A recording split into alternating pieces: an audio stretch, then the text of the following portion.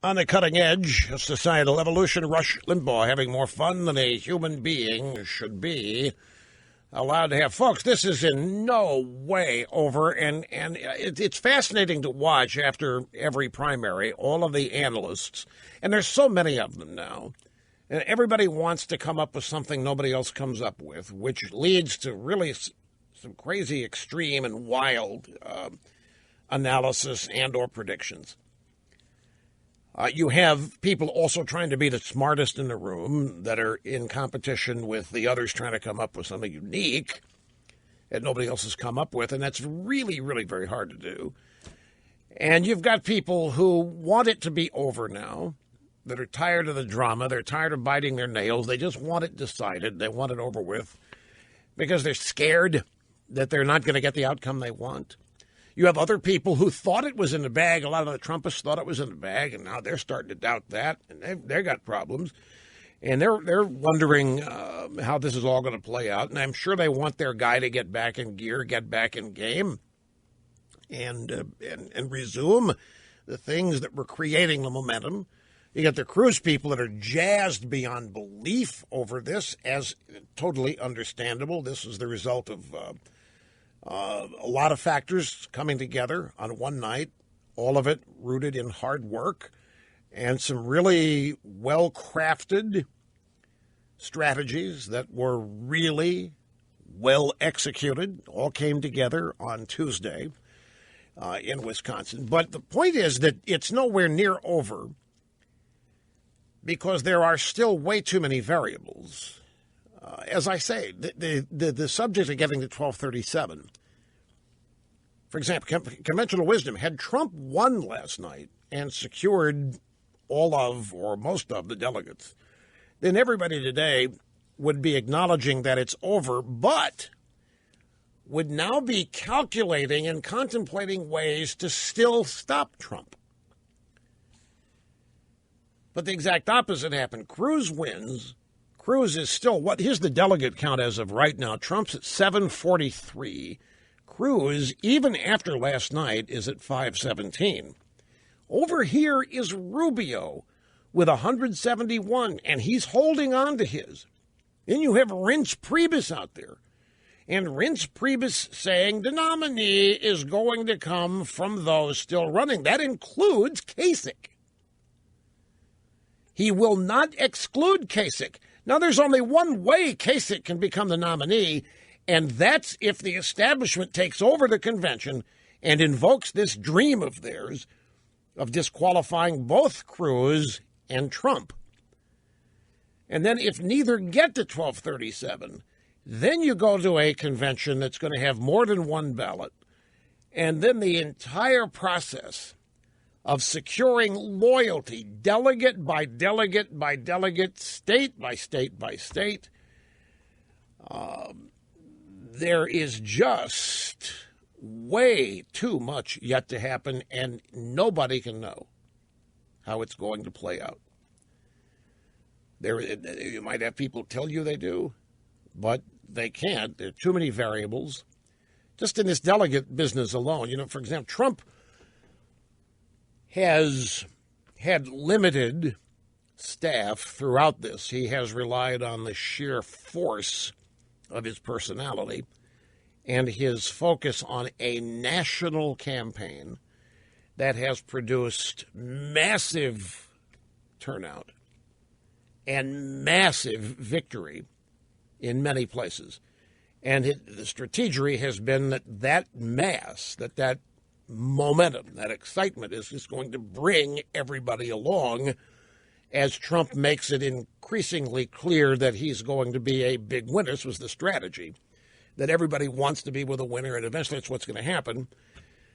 As a result, whenever a state primary concluded, Trump, in many places, closed the campaign office that he had there, and his offices were never big. But Cruz, for example, has not closed his offices in these states. They're still open. They're still populated by Cruz employees who are now working on people who might become delegates in these states on a second ballot. All these efforts are being made to wine and dine or whatever, secure the support of delegates. In some states, the delegates haven't been chosen yet. So you don't know who to wind it on. So you go to the party leaders. Trump doesn't have an operation like that yet. Do you know that Obama state offices from his 2008 campaign are still open? Well, what, Rush? What? Because this is how Obama protects his agenda. He's got his campaign offices from 2008, not all, but in a lot of states, still open. And when anything that happens in a state where maybe a Republican governor has been elected, maybe a Republican legislature, and they start making moves in state legislation to repeal, reverse, get rid of something Obama has done federally, they try to take a step on it at the state level. The Obama office gets into gear and starts lobbying and influencing and doing what they can to protect the president's agenda. So these offices, if you have enough money and if you have a big enough organization, big ground, these offices never close. And nobody ever stops to think that they're still open. You hear that Obama 08 or Obama 12 still has a campaign office open in Durham, North Carolina. Why? What in the world? He's not running again. No, he's protecting his agenda. These offices may stay open after Obama leaves with a different title, a different name, but the purpose will be the same. So you have that here on the Republican side. Okay, how's this all going to manifest itself? Because we're now talking second ballot if nobody gets to 1237. Then we got the establishment. Are they going to try to play a game and disqualify with new rules, both Cruz and Trump? And if so, what's going to happen with that? We've got audio sound bites here from people who are weighing in on that possibility. No, you know what? They say the establishment's going to figure out that would be bad. They're going to sidle up to Cruz. They're not going to like it, but they're going to sidle up to Cruz. All this is coming up here on the program. But I want to go through some of the exit polling data first before we get to all that. My only point is I'm not trying to be throw cold water on anybody feeling good over winning. It's big. But it isn't over. And Cruz, they know as well as anybody, 1237 delegates prior to the convention, that's going to be really, really challenging. They have to make plans for getting a nomination, not getting 1237, which is what they're doing. Now, part of that is continuing to win and building momentum and showing support. So it's all oriented toward the same thing. You want to win as many delegates as you can, create the momentum, and have that speak for itself once you get to the convention. And then you have the facts on paper at the establishment that they don't like either of these two guys. Because when you strip all this away, forget Cruz and Trump individually. Combined, what do we have here? We have two men who have engendered minimum 70% support of Republican primary voters. And neither of these two are part of the establishment. Both of these candidates are running as anti-establishment or anti-Washington.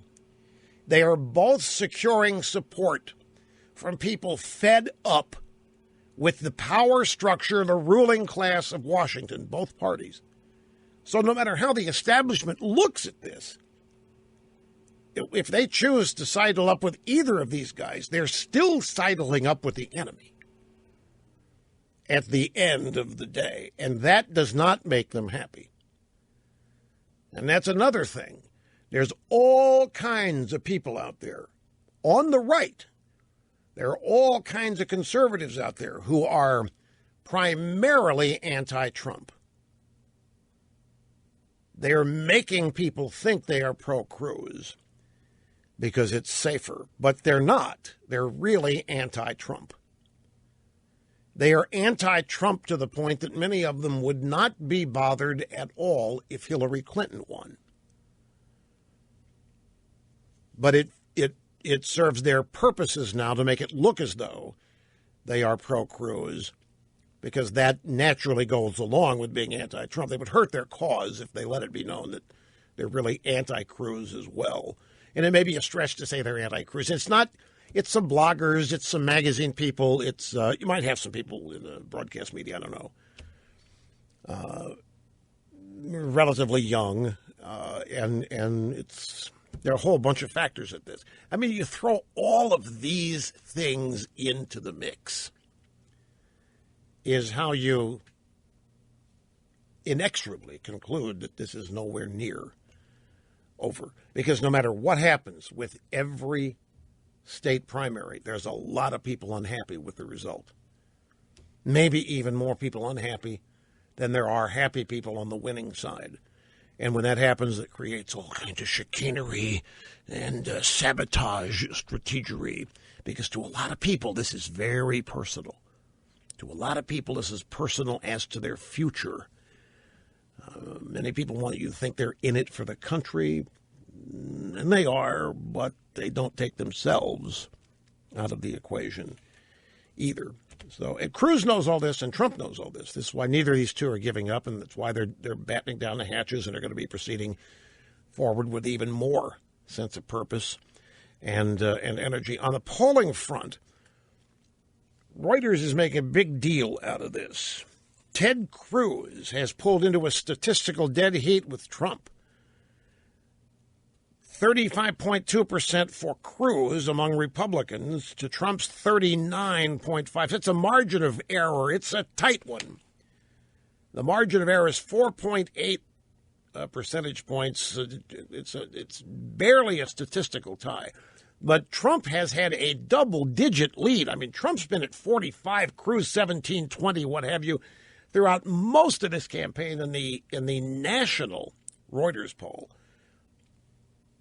I mean, Trump was beating Cruz by 20 points in this poll a month ago. And now they're in a margin of error tie. And so everybody is taking note of that, trying to figure out what that means. There's some really interesting stuff from the exit polls last night to the extent that we can believe what people tell exit pollers. Get into that. And your phone calls are coming up as well right after this.